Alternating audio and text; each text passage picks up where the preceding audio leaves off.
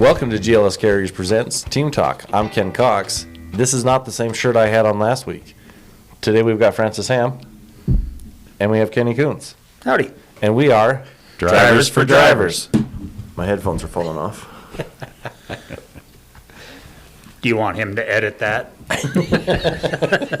Like slow it down so everybody can see it. Oh no. My headphones. So then this week we've got some good information we're going to throw at you. Complacency, some recruiting, some stuff down in Carthage, some tires. We'll just go through a bunch of that stuff. If I forget your birthday or your anniversary, call me out on it. You could possibly win, receive a $25, hey, I'm sorry, starting from now. So today we have a birthday in the office. Yep, we want to say happy birthday to Sherry. Happy birthday, Sherry. Happy birthday, Sherry. I'm not going to sing for you. We tried that once and we lost about half of our listeners. That's right. Apologize about that. So let's get it kicked off. Kenny, do you want to start us off? Sure. I think recruiting is our main thing right now. We got a bunch of new equipment in. I believe we have 10 new trucks in. 10, yep. So that's quite a bit. That's 10 more drivers we need. We're always talking rates and stuff like that, but we also hire company drivers, Sure. When we're talking, drivers want to know what sets us apart from other companies. I've worked for companies in the past. You're out 1 week, you get 1.1 days off. So in order to get 3 days off, you're working 3 weeks. And then they figure you're in at 4 o'clock in the afternoon, and so 4 o'clock the next afternoon's your 1 day. We're not like that, We believe in work-home relationship. There has to be a balance there, Plus, we go the extra mile to get the drivers home. Our pay's up there along with everybody else's, The typical insurance, medical, dental. I believe they can join our 401k. Yep. Retirement plans. On top of that, I'm going to cut in real quick. On top of that, when we do your resets, we try to get you home for that. And then once you're here with us for a year, you'll get 1 week paid vacation. And then after 2 years, you're 2 weeks paid vacation. So I think that's a little bit different. That sets us apart from the other guy down the road. Yeah. I mean, there's other things that set us apart too. We're just cool people. That's right. That's right. We try to set things up in like rounds or triangles and stuff. So at least the guys coming even through home, So sometimes they're spending a night every other night, just depending on which lane we put on them. So there's some things that set us above the rest. They don't just get on the East Coast and end up running up and down to 95. So we do recruit for company drivers as well. So all you company guys, come on. Speaking of recruiting, Francis.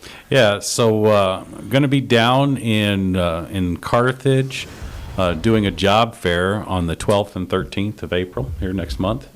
I've seen where some folks have been joining in on the podcast from that area. And first of all, I want to thank you for joining in with us. We look forward to having you part of this as well, and definitely look forward to being part of that community. But if you are joining in and you get this podcast ahead of time, we are going to advertise down there. We're looking not only for company drivers, but we would like to get some owner-operators and even some dedicated folks that are coming in running under their own authority and whatnot. So we're definitely looking at growing down into that market. We got some exciting things happening. We may, right now, we're still, we don't know, we may end up leasing an office space down there just so that we can have a space for us to operate out of. As we recruit and bring people in, we got to do road tests, and we've got to do some training and whatnot coming in the door. It'd be nice to have a place to do that. So we're looking at that right now. Don't know exactly which direction we'll go with that yet, but it's definitely in front of us, and we're looking at it.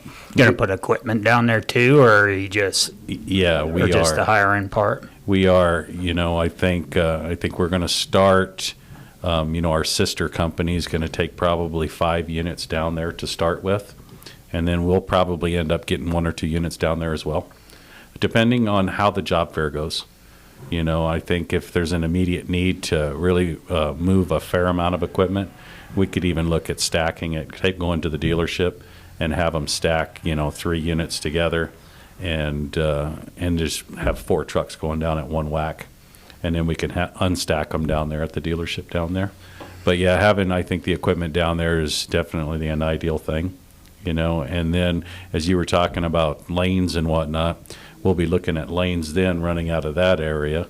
So if somebody's living in the Carthage area, or even if they're living elsewhere, if they're living in Kentucky, Tennessee, wherever, we'll look at running triangle lanes in that area.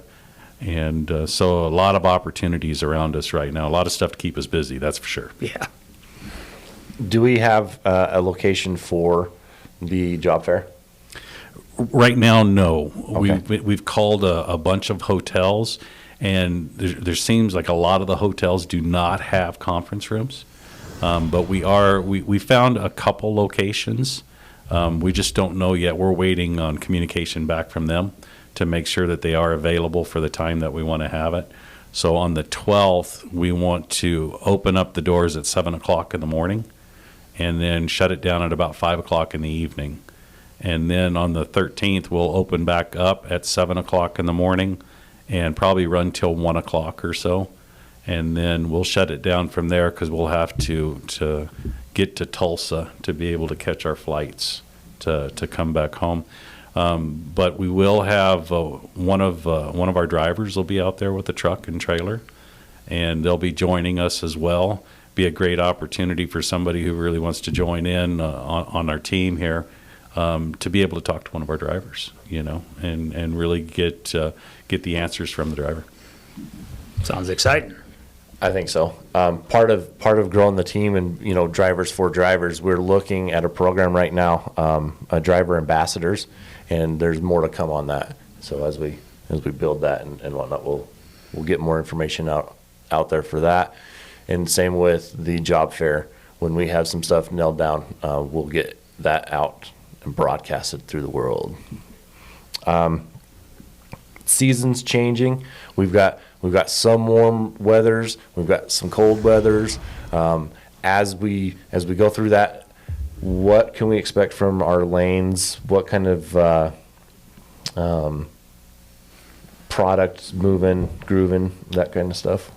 Well, as most of our drivers know, we've been doing a lot of produce, up in this area, but this time of year it kind of moves south, so we're going to be looking at some of them lanes coming out of the south to keep pace with what we were doing up here as well. Weather-wise, French fries can be shipped all year long, so we'll still do that. We're still going to do our cheese. There's a lot of that stuff that isn't going to go anywhere, but the produce, the onions and stuff like that, they'll move south. So we'll be looking to pick up some of that stuff as well. That's great. As the temperatures are changing, it's super important that we're watching tires. We'd like to get them looked at before they become an issue. So then if we know we need some tires changed out, we're going to try and bring you back to the yard to get that done. There's quite a significant price difference from getting them done on the road opposed to getting them done in our shop. So if we can keep on top of that, make sure that we're doing the right thing and doing what we're supposed to be doing there, we can get you back to the shop. You can come in and see our smiling faces, pick up on some more envelopes and whatnot, and go from there. So tires. Yeah, absolutely. I mean, we've seen some repair bills coming in off the road where somebody's needed to get a tire, and we swing in someplace and we're paying upwards of $700 for a tire, and that's just ridiculous. We can't remain profitable spending money like that. I think we utilize national accounts wherever we can. In-house, it's more of a labor thing.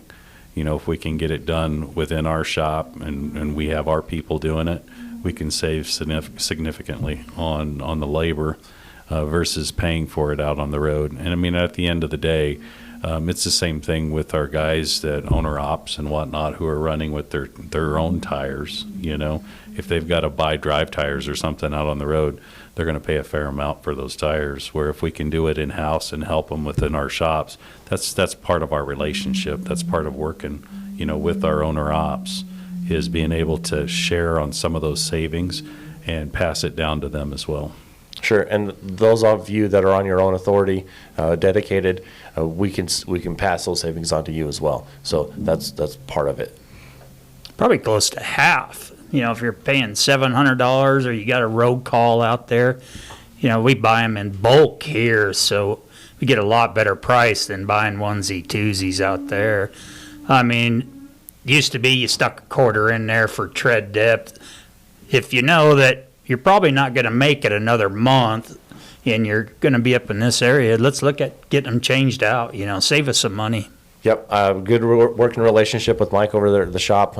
Actually talked to him just before we came over here about some tires and our trade trailers that are going out, and using some of the tires that we haven't maximized on, and being able to use those for those trailers.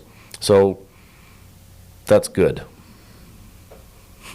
Yep. You said complacency. Yes. We talked about that last week. I'm going to share a little story with everybody. So this is a personal story. It happened to me, and it happened quite a few years ago, you know, but it's still relevant, and I remember it, and I think about it. And I think it plays with every one of our team members, you know, as we're doing something, and in ourselves personally. So my wife and I, we were out camping, and we had our dogs with us. And we were wrapping things up. It was a Sunday afternoon. We were going to head back to the house. I'm going to go hook up. So I jump in the pickup. And I back up to hook up. I just bump the pin. Fifth wheel locks down. I get out to do my routine. You know, my first thing after I hook up like that, I reach in and I plug my pigtail in, and I start raising my dolly legs and stuff on the trailer. As I'm walking around, I'm looking and I'm checking out, you know, my sewer hose and whatnot. Well, pretty soon my wife comes out and she says, "Where's the dog?" And I'm like, "Well, I don't know. I haven't seen the dog. You know, I'm looking at dolly legs and sewer hoses." And so I said, "I don't know." So I stop, and we're looking around and don't see the dog anywhere. So now we're really scrambling, you know, and come to find out the dog was still in the trailer. Nobody took the dog out of the trailer. But so anyhow, it's like, okay, the dog's safe, everything's good. So I go back and I continue on, you know, I go back and I look at my lights. Yeah, lights are all good. Everything's good. Doors closed, awnings in. We're good. Yeah, okay. Jump in behind the wheel and start pulling out, and it's like, what's that? You know, and I look and dolly legs are up. What is it? Well, guess what? I just ripped off my TV antenna. Oh, no. And you know, I'm like, well, if you wouldn't have come out telling me about the dog, I would have looked at that, right? Well, it wasn't her fault. It wasn't her fault at all. It was my fault. It's me doing my round, you know, and I got sidetracked and didn't pay attention. And from that point on, I thought, you know, that's going to cost me some money. And I got it fixed. But anytime after that, if I was distracted, I go right back to the very beginning again. I go back and is my hook up right? Am I plugged in? My landing gear up? My sewer hose away? Is my antenna down? Right? That's probably your first spot. Yeah. But I'm just thinking, you know, how many times does that happen to somebody that you're doing something, you get sidetracked, and then it's pretty soon it's like, well, what was I doing? You know? And just taking the time to say, well, okay, hold on. Let's go back and let's start over again, just to make sure we don't have something like that happen to us. Thanks for sharing that. Yeah, no problem. Good advice. I think that's about the end of it, unless you got something you'd like to add. Recruiting. Anyone knows, 10 trucks sitting, that's a lot of money going out with no drivers in them. So I encourage everyone, there's a monetary value to that, to everyone on the team, including our company guys. So Yep. Yeah. Drivers take it best from other drivers, you know. Oh yeah, sure. Yeah, and you know, really, when you look at the market that we've been in, it was really tough there for a while to get equipment.